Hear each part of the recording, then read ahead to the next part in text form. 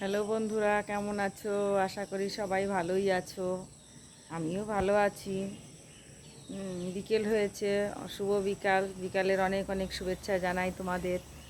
আমরা এখন একটু এক জায়গায় বেরোবো, বেড়াতে যাব, তাই রেডি হয়েছি। ভাবলাম তোমাদের সঙ্গে একটু শেয়ার করি। হ্যাঁ, এইমাত্র একটু বৃষ্টি হয়ে গেল।